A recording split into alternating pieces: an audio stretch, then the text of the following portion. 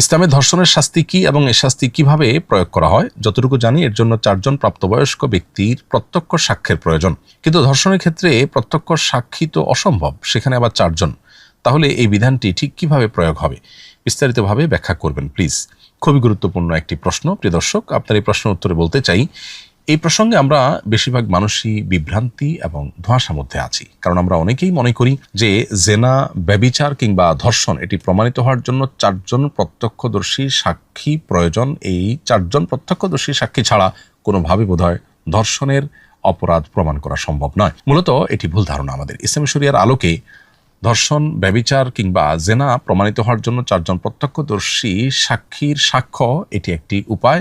এর বাইরে আরও উপায় আছে যেটা দিয়ে ধর্ষণের অপরাধ প্রমাণিত হতে পারে। কোনো ব্যক্তি যদি কারোর ব্যাপারে অভিযোগ দায়ের করে যে অমুক ব্যক্তি জেনায় লিপ্ত হয়েছে, ব্যভিচারে লিপ্ত হয়েছে, তাহলে সেক্ষেত্রে সেটি প্রমাণের জন্য শরিয়া তাকে 4 জন প্রত্যক্ষদর্শী সাক্ষী উপস্থিত করার বাধ্যবাধকতা আরোপ করে। কারণ একদিকে মানব সভ্যতাকে টিকিয়ে রাখবার প্রয়োজনে সমাজের জেনা, ব্যভিচারের মতো অপরাধকে চরম অপরাধ হিসাবে চিহ্নিত করে তার জন্য অত্যন্ত কঠিন এবং মর্মন্তুদ শাস্তির বিধান রেখেছে ইসলামী শরিয়া।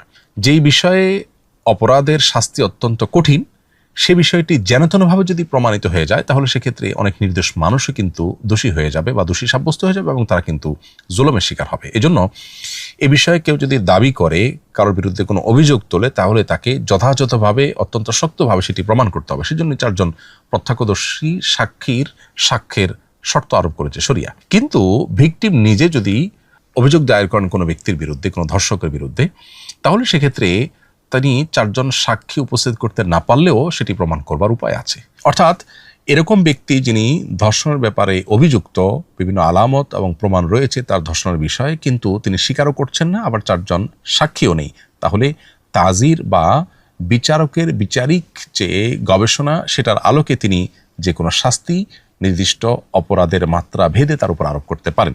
এমনকি সেটা মৃত্যুদণ্ড পর্যন্ত হতে পারে। তার মানে এই দাঁড়ালো যে কেউ ধর্ষণ করলো আর 4 জন সাক্ষী নেই দেখে সে পার পেয়ে যাবে, এ ব্যাপারটা একেবারেই ভুল ধারণা আমাদের অনেকেরই। আবার আরেকটা বিষয় এখানে আছে, সেটা হলো যে একটা তো হলো যে জোরপূর্বক শারীরিক সম্পর্ক করলো, শুধু এটুকু। তার জন্য তো আমরা বললাম 3টা উপায় আছে। 4 জন প্রত্যক্ষদর্শী সাক্ষীর সাক্ষ্য, অথবা অপরাধীর স্বীকারোক্তি, কিংবা বিভিন্ন এভিডেন্স থেকে সেটি প্রমাণিত হলে তার আলোকে বিচারক, ইসলামী শরিয়া আদালতের বিচারকের বিচার করার সুযোগ আছে, শাস্তি আরোপ করার সুযোগ আছে।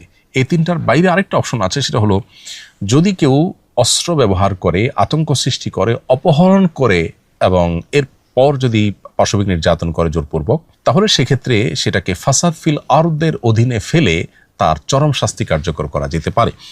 সূরা মায়দা 33 নম্বর আয়াতে আল্লাহ তাআলা বলেছেন, ইন্নামা জাযাউল্লাযিনা ইউহারিবুনাল্লাহা ওয়া রাসূলাহু ওয়া ইয়াসআউনা ফিল আরদি ফাসাদা, অর্থাৎ যারা আল্লাহ এবং তার রাসূলের বিরুদ্ধে বিদ্রোহ করবে এবং যারা পৃথিবীতে ফাসাদ সৃষ্টি করবে, দাঙ্গা হাঙ্গামা সৃষ্টি করবে, ডাকাতি, রাহাজানি, খুন খারাপি, আপনার ছিনতাই, আতঙ্ক সৃষ্টি করা, এ জাতীয় অপরাধ যারা সংগঠন করবে, তাদের উপর আল্লাহ তাআলা 4টি শাস্তির কথা বলেছেন। অর্থাৎ অপরাধের মাত্রা ভেদে বিচারক তাদের শাস্তি নিরূপণ করবেন। একটি হলো তাদেরকে মৃত্যুদণ্ড দেওয়া হবে, আরেকটা হলো তাদেরকে শুলে চড়িয়ে মৃত্যুদণ্ড কার্যকর করা হবে, আরেকটা হলো তাদের ডান হাত বাম পাও কিংবা বাম হাত ডান পা কেটে ফেলা হবে শাস্তি স্বরূপ, আরেকটা হলো তাদেরকে দেশান্তর করে দেওয়া হবে যাতে করে সেখানে তারা নির্জনে এবং কঠিন পরিবেশে তারা ধীরে ধীরে মৃত্যুর মুখে পতিত হয়।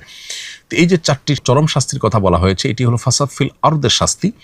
অতএব কোনো ব্যক্তি যদি কোনো নারীকে অপহরণ করে এবং তার প্রতি যদি পাশবিক নির্যাতন করে, অস্ত্রের মুখে জিম্মি করে, অপহরণ করে, হাঙ্গামা সৃষ্টি করে, আতঙ্ক সৃষ্টি করে, তাহলে সেটা ডাকাতির মামলার অধীনে পড়বে এবং তার জন্য 4 জন প্রত্যক্ষদর্শী সাক্ষ্যের প্রয়োজন নেই, বরং সেটা প্রমাণিত হলে সেই ব্যক্তিকে চরম শাস্তি দেয়া যাবে ইসলামী শরিয়ার আদালতের বিচারের আলোকে। অতএব এখান থেকে পরিষ্কার হয়ে গেল যে আমরা যারা মনে করি যে ইসলামের দৃষ্টিকোণ থেকে কোনো নারী ধর্ষিত হলে তার ধর্ষণ প্রমাণের জন্য 4 জন প্রত্যক্ষদর্শীর সাক্ষ্য ছাড়া সেটা প্রমাণ করা যাবে না, এটি ভুল ধারণা।